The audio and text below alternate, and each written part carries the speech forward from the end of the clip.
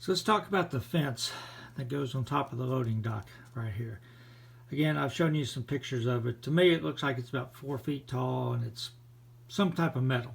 I can only see looking this way. I don't know what it looks like this way, but I'm assuming it must have some kind of posts on the inside, and that's the way you're going to see it from my view. So what I'm going to do is, you recognize this board because this is the board that I used for the fence along Railroad Street. So I marked, drew a straight line on here, and I marked every 8 feet. I post 8 feet apart. So this is actually how long that loading dock is. In real life, it's longer than that. Brickyards were typically, they would have a loading dock able to load 6-7 boxcars at the same time. So, it could easily be 300 feet long. I took a number 58 drill bit. First, I marked it every 8 feet. Down through there. I took a number 58 drill bit and I drilled holes. I have some 040 rod that I'm going to use for my stanchions.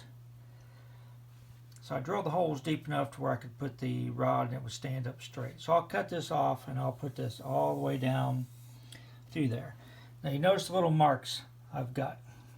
Just like I talked about on the crane, putting those railings on, there's no way I can get, I don't know how many of these things there are. I haven't counted how many. There's no way I can get 40 or whatever to line up. And drill holes perfectly up here to get 40 to line up. So I'm going to focus on, every fourth one, and I'm going to leave it longer.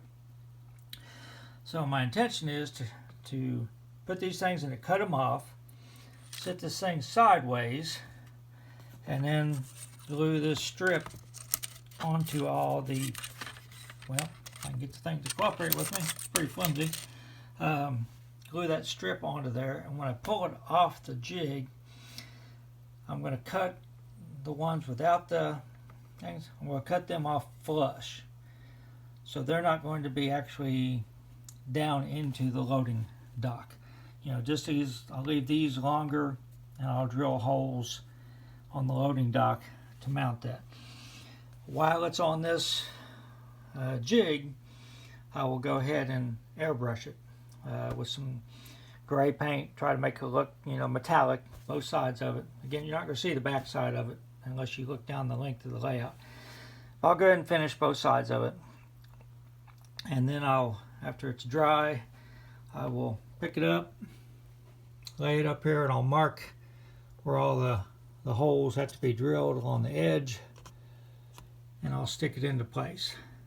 At that point, I can work on putting the chain link fence at the end, and I can try to blend these things in however they work best.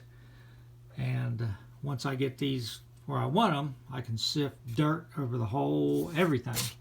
All this dirt, this brown on here, just sift the dirt over everything, and I can figure out my roads, and I'll make it look like there's a vehicle traveling between the piles. Everything. Of course, I have to leave gaps next to the, like I can't put them like this because the crane operator has to be able to get up closer to in here to load the cars. So I'll figure that placement out. But mainly what I wanted to show you now was how I'm building the fence. So hopefully they'll work out good, and I will keep you posted on progress. Here's what it looks like today. Notice the white stains and the rust. The chain link fence on the left corner is where that ties into the chain link fence at the end of the dock. So you've seen this picture taken in 1987, and the fence wasn't there. So I'm using modeler's license. I should have just modeled it like this, just on top of the dock, but I like having the fence there. I think it's kind of cool. So I decided to go ahead and add it to my model anyhow. So here's my fence. I'm holding the camera on the inside of the layout so you get the same view as you would have the pictures I have. Obviously, there's no junk in the picture yet, but you can sort of see what it looks like from the road. So I tried to, weather it up as close to it as I could, the way it is now. So I put some scrap metal in place, and I put the crane back so you can sort of see what it's going to look like. Obviously, the big discrepancy for me is the height of the pile of scrap in real life compared to this. I mean, it was piled up, up here. It was not as high as the crane boom, but it was a lot higher than the fence for sure. And I can't really think of any way to duplicate that. So next is to get some chain link fence and make my road into the place, and then I'll cover all this with static grass except for the road, of course, and I'll do the same down here, and this will all be cover it with static grass and everything down here, blended in. So that's where I'm at right now. Okay, it's Sunday evening, and this is where I'm at. I just glued down the sifted dirt and grout mixture to everything on here, and when it dries, I'll go through and I'll just scrape off, and you can see the, some of the loading dock and pathway of vehicles and stuff. I'll sort of work these in too, so they don't look like they're, it's not too bad on this side, but it's not great right here. Something that's obvious to me is I need more scrap. Again, I wish somebody made them taller piles, but don't know of anybody that does. So I'm just probably going to sort of create some of my own scrap and try to blend it in with this.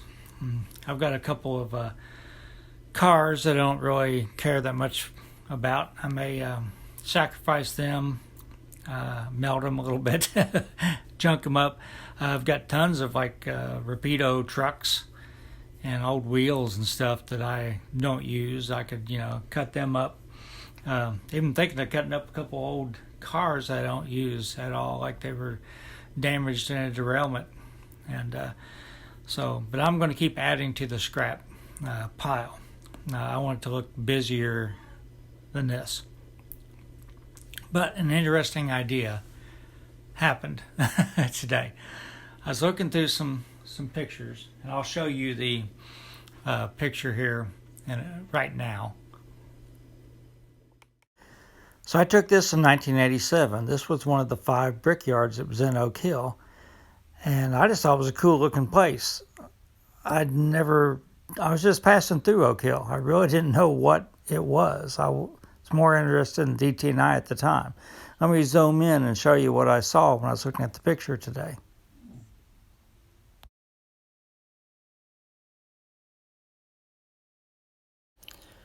So these are Beehive brick kilns, and they had about a dozen of them, and they went back behind the big green and white building. And I don't remember noticing them when I was there before, but they certainly showed up in the picture today, along with the little smokestack that each kiln had beside it. So this brickyard, when it was in business, I've seen some 1960 aerial photos. It had about a dozen kilns of the Beehive kilns. They were lined up. The loading dock is about 50 scale feet wide, judging by the one for the Davis fire brick, and it had a covered loading dock over this whole thing, and immediately behind them were Beehive kilns. And what a Beehive kiln is like this. I bought these from N-Scale Architect. They've got a fantastic whole brick factory, but it just really wouldn't fit this area. I mean, it looks like just unbelievable detail and everything. But I bought 2 kilns. You can buy them separately if you want to expand the factory. They come with 2 kilns and 2 smokestacks. And I thought, well, it's not prototypical, but I know in 1987, when I took those pictures, there was a old brick factory that still had Beehive kilns standing out of use. So I thought, what if I say that they just hadn't torn all of them down yet, and I could put a couple beehive kilns down here, which I think would add. So I don't have anything to do in this area really. The restaurant's going to go up here across from the depot, but I'm leaving out a couple streets. I'm condensing everything here. So there's actually, a half a mile or something between the depot and where this was.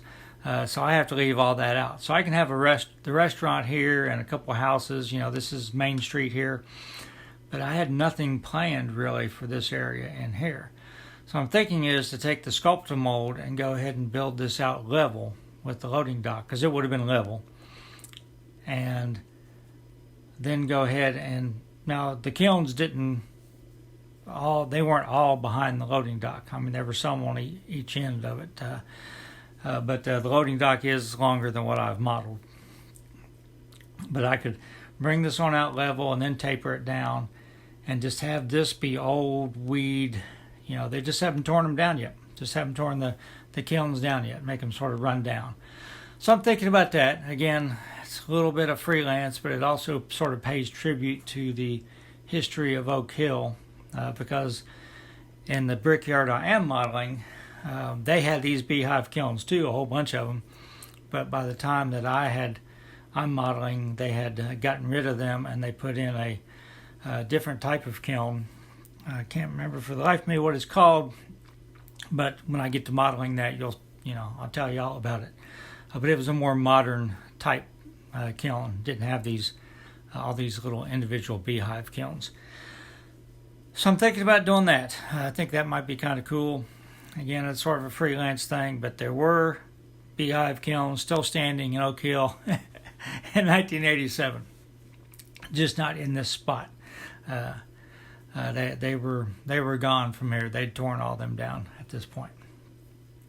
Maybe by 1980, when I'm modeling, they were still there. I don't have a picture of 1980. I do have 1983, and they were gone. So I'll go ahead and post this up, and I'll just call it Oak Hill Update 36. And but I am going to keep working on this. Making these roads, and I have to make the entrance road for the scrapyard. Chain link fence with gates. Again, back toward me, is going to be open. I'm not putting a chain link fence here because the scrapyard was actually bigger. It extends out into the aisle. But I'll have a chain link fence down here and at the other end. So I hope everybody enjoys my progress on this. And I'll get it back into some operations. I've got some interesting ideas for operations too, but I won't spoil it. So everybody stay safe. But wait, there's more. I have to do a jaw tooth every now and then anyhow. I know it's hard for you to see probably, but I've been sanding on this, and if you were here, you could actually see the lines in the dirt. I mean, they've come through in the concrete, where the 16-foot expansion joints are.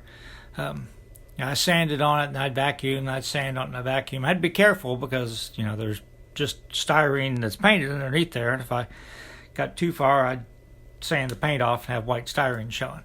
But you can see now where it is. I've got a couple, flat cars or gondolas sitting there, like the crane is loaded one of them, getting ready to load the second one. So I'm going to keep working on the scene. I had to add some more in here. I'm going to sand this down and make a gravel road in here. And I went on Google Earth today, and I got some pictures of the way the chain link fence looks, because they didn't just have a chain link fence you could see through, because it's a scrapyard in town. They sort of had a view block. Today, the modern one, it's actually got some like black fabric over the chain link fence, but on the back side where they haven't replaced the fence, it's like a white panel type thing. So I'm going to try to duplicate that somehow, and since I'm modeling 1980, it'll be that. It won't be the black fabric. So I'll go ahead and post this tomorrow morning. I'm going to keep working on the scene, and I'll probably do some operations here pretty soon, maybe to post this weekend. So everybody stay safe.